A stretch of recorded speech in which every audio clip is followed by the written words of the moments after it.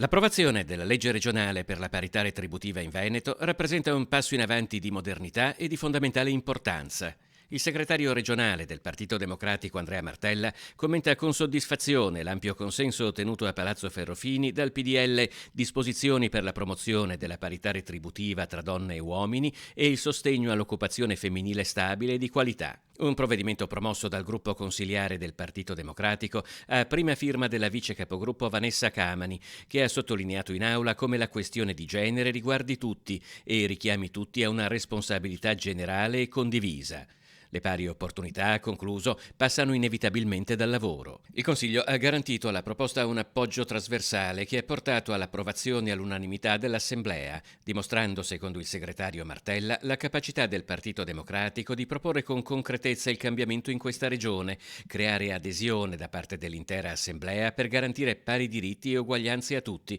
a partire dalle donne, intervenendo negli ambiti della società che ancora si reggono su squilibri non più accettabili.